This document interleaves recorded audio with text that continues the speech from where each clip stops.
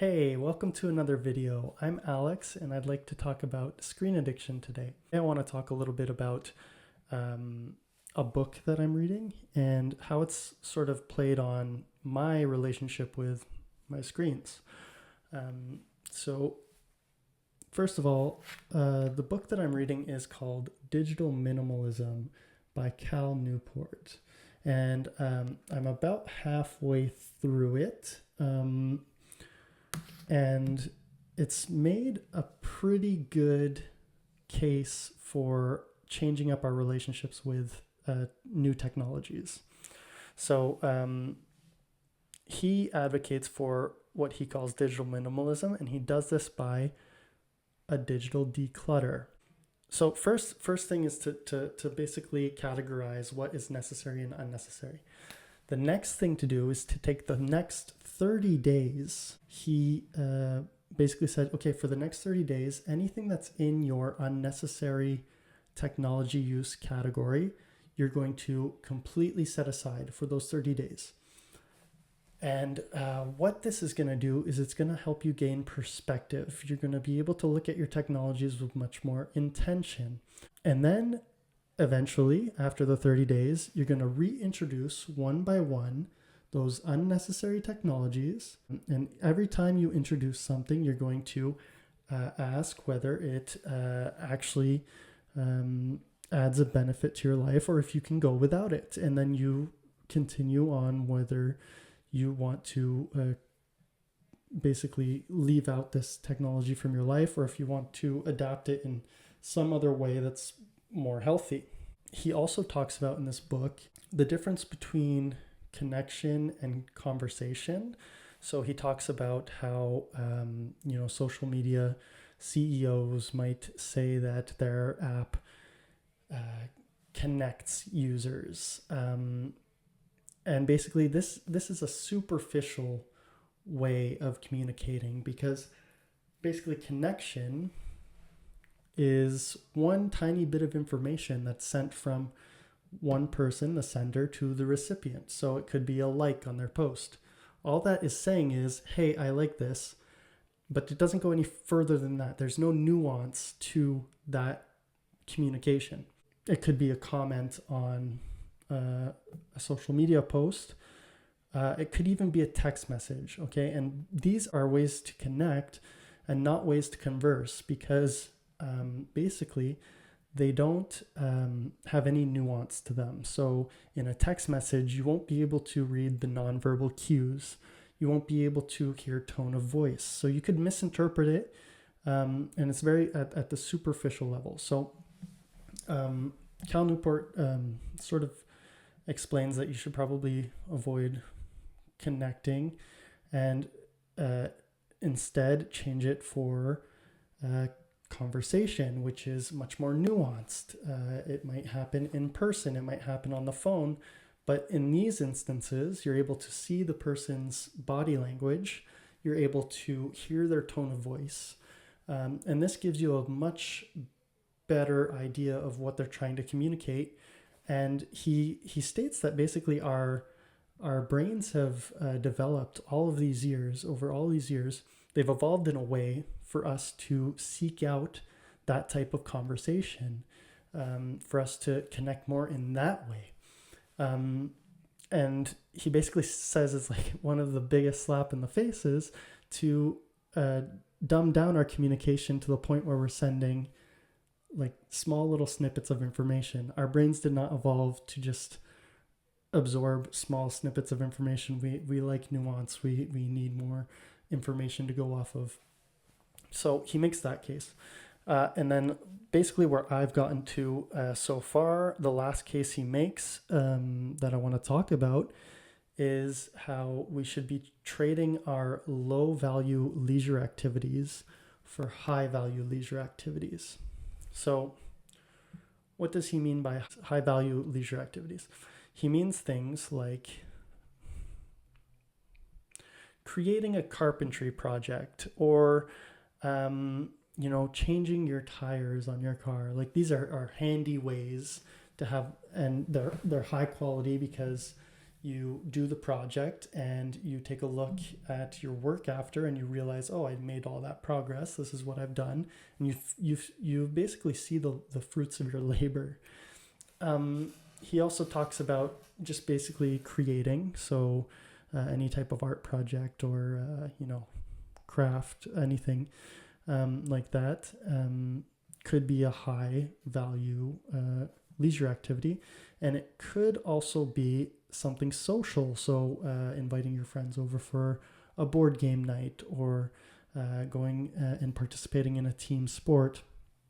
So these are all high value leisure activities. And he says we want to replace our low value leisure activities, which is scrolling endlessly on social media, surfing the web with no end in sight, going through all these rabbit holes of Wikipedia, or, like any way that you use technology that doesn't really add anything to your life, and you come out at the end of it not feeling fulfilled. Well, basically he says we should replace those things with these high value leisure activities, which I totally 100% agree with. So I've gotten to that point in the book. Digital Minimalism by Cal Newport. Highly recommend. I'm going to finish reading that eventually, but I'm liking what I'm reading so far. So I have actually implemented this in my own life. So I felt like my screen use had become problematic. Started out with a questionnaire, because I animate presentations in front of students, and one presentation I had realized that my screen use had degraded because there was a questionnaire in the presentation, and basically you score yourself from 1 to 12 depending on your answers to the questions. And I realized, okay, I'm in a section that I should be a little more concerned about the way I use my screens. So then a couple days went by, and I was sitting on the couch and I was scrolling Facebook, and I see my daughter in the corner playing with her kitchenette, and she's playing alone, and she's having fun, but I wasn't really involved with that play. I'm not saying that you have to be involved in all of your children's play. I'm just saying, for that instance, I felt a little guilty that I was indulging in this low value leisure activity while she was having fun and playing, and I wanted to be a part of that. I wanted to help her develop and be social as well. So what I did was I switched to this. This is a flip phone. Very basic. I switched to this, and I noticed right away the difference it made. So basically, I don't have any apps on that phone. Basically all it does really well is calls, and even the texting is like iffy, like you need to use T9 or it's going to take forever. So it's basically a phone again. My phone is basically for calls and messages. So that allowed me to step back from social media.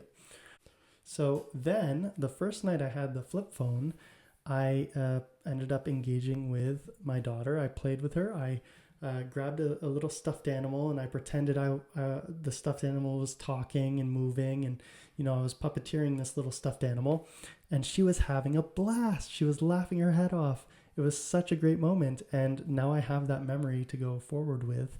And that was just one, and like the very immediate reward of taking a step back from these more developed technologies. Then I realized that it's very inconvenient to have to go through life without a smartphone. It is. I do recognize that. So what I did is basically I decentralized my phone. So I would read books on the Kobo e-reader. I would read physical books from the library. I would read magazines, I realized that instead of playing Destiny Rising on my phone, I could play a handheld game and it would be just as much fun and, probably even less stimulating than Destiny Rising. I have a lot to say about that, but not today. What's even less stimulating is a word. This is Sudoku, but you could use a word puzzle, or I like Sudokus because it's very much logic based and it makes your brain work. And I have fun with those things. For music, I have a little iPod shuffle that I plug headphones into, and that allows me to have music wherever I go. I can, be washing the dishes and I'll still have music. I'm not completely lost without the smartphone because I have these other devices. But you don't need any of that. Basically what you need, if you're having problems like I was, is to set up a plan and to stick with rules, to set those limits. That's basically what all of this boils down to, is to set limits for yourself. So one strategy you could use is maybe set certain times of the day where you're going to use your screen. You can say maybe any time after 8 p.m. I will be able to use my screen, but not so from 8 to 9 p.m. and then I will have a couple hours without screen use and then I'll go to bed. That way your sleep isn't affected. It could be setting aside times that you don't use screens. So meal times are a great time to not use screens.